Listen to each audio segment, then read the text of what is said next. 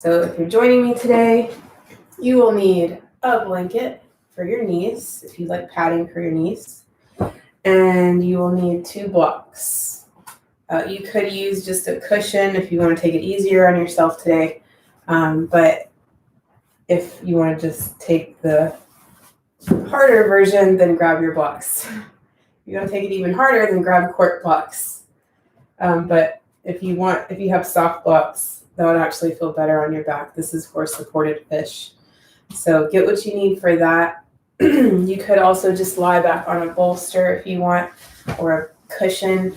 So just listen to your body there and get the props that feel good to you.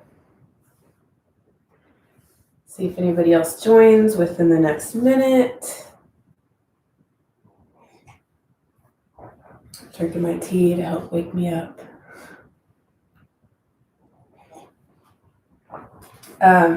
Yesterday we talked about the lung and the large intestine meridian, and I'll be talking about those again today.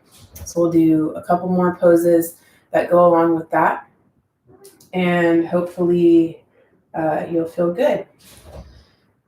So actually we're going to start in a seated position just like we did yesterday. So if you want to sit cross-legged, you can, or if you want to sit on your blocks or a block like we did yesterday, then you can go ahead and get situated for that. So I like to sit in Virasana, sitting on a block with my legs bent back here. It's just less knee pain. You can also stack your blocks and make a little chair out of them. That's also nice. We'll go ahead and start. And we're going to start with that alternate nostril breath again, because we remember it kind of is a pressure point there for the large intestine meridian, the lung meridian. So let's take our left hand today. So yesterday we started with the right. Let's start with the left. Take your first and middle finger to your forehead, or you can drop it down to your palm and take the thumb and the ring finger on the side of each nostril. So close the thumb nostril. Breathe in through the ring finger nostril. And close the ring finger nostril. Breathe out the thumb nostril. Breathe back in through the thumb nostril. Close. Breathe out the ring finger nostril.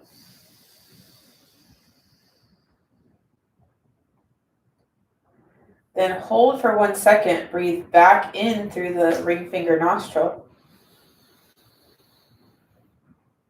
Hold. Close the ring finger nostril. Breathe out the thumb nostril.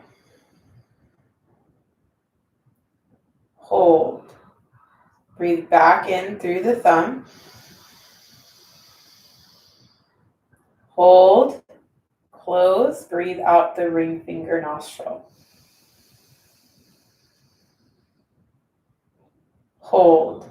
We're going to do that 2 more times.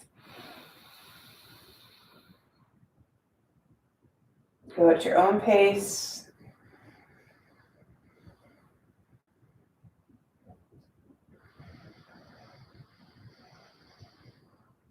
If it bothers you to hold your breath at the top and the bottom, then just maybe hold it for a heartbeat, or just go right into the other breath.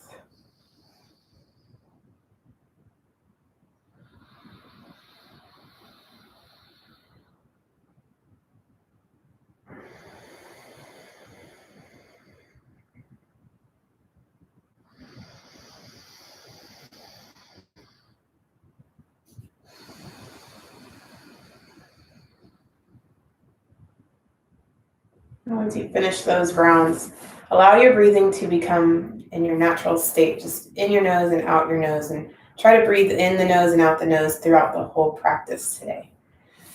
All right, from here, we're going to come down. You can set your blocks to the side, grab your blanket, unfold it, place it underneath your knees, and then we're going to come into what they call twisted tadpole in yin. So from tabletop, you're going to slide. Actually, we'll take our knees wide.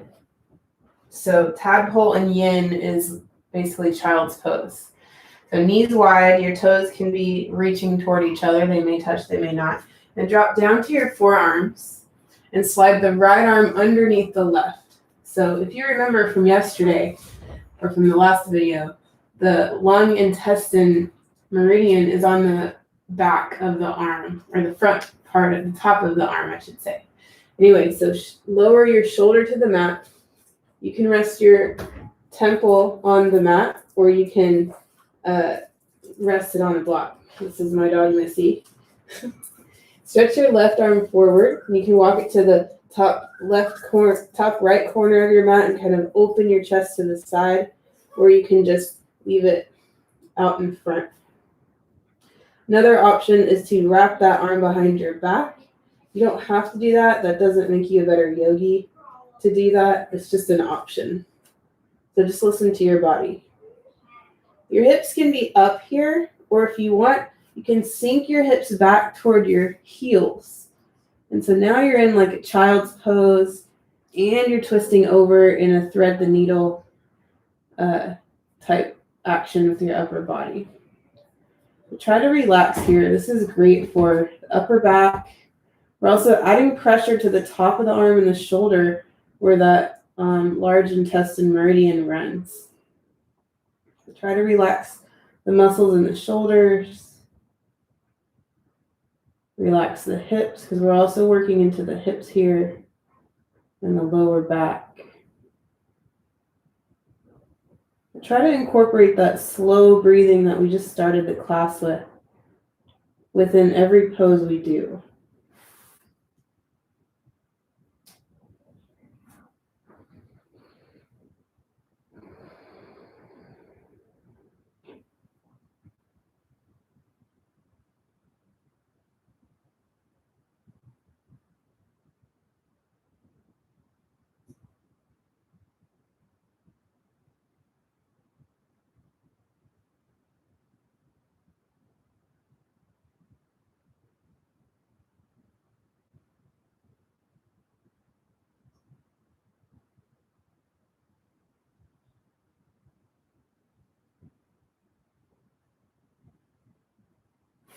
If this hurts your head at all, you can take a block underneath your head if it bothers your neck. I don't have an answer. Gotta love smartwatches when you're teaching yoga. They like to go off whenever they want.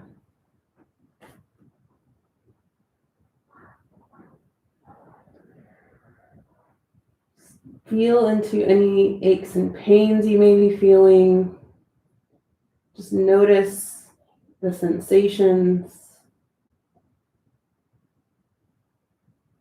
Notice everything about the sensation. What kind of pain is it if you have pain?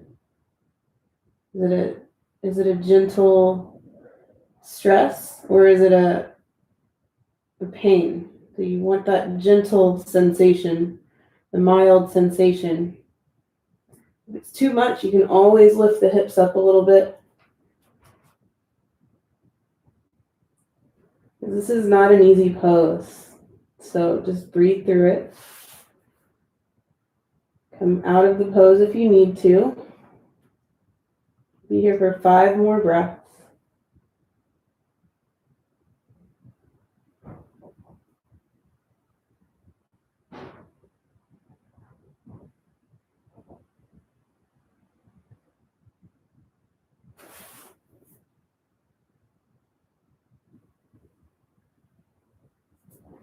All right, we'll slowly come out. So slide that right arm out from under you.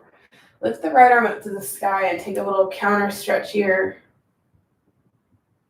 Bring the hand down, bring the knees together and sway the hips side to side.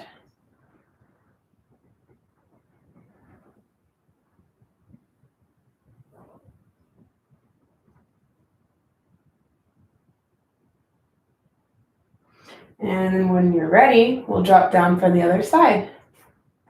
We'll drop down to your forearms, knees wide. Slide the left arm underneath the right. Left temple to the mat. Decide where you want your arms to be. Maybe reaching forward, maybe wrapping behind your back. And you can keep the hips high or try sinking them back toward the back heels for a deeper sensation.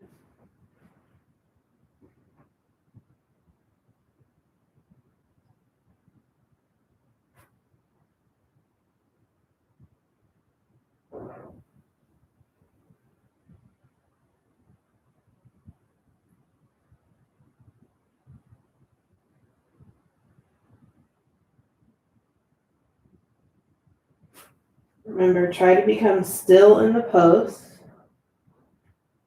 Try to relax the muscles in the shoulders, the hips.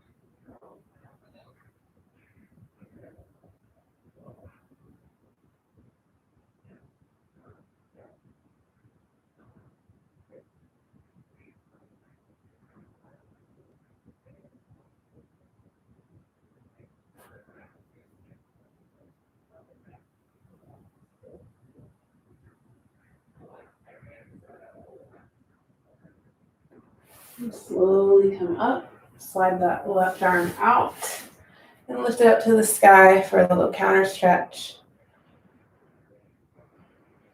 Big breath in, long breath out. Back down. And here we'll set up for supported fish. So grab your blocks or your bolster or both. And I'm just going to set the tall line up for your head, medium height for your underneath your shoulder blades. If you want to place a bolster on top of that, you can. It's up to you. Or you can just use your bolster or pillow. From here, stretch your legs out, and we're going to lie back on that middle block and take the tall one for our head. Take the arms out wide here. So remember when we're working into the lung channel, we learned that with the arms out wide, opening up, that channel runs along the inside of the arm. So we'll just lie here and let gravity do the work. You can close your eyes. We'll take a soft gaze. And just allow your breathing to soften. Allow your thoughts to flow. And just start to notice those thoughts and your breath. Just imagine you are just a witness of those thoughts and emotions in your breath.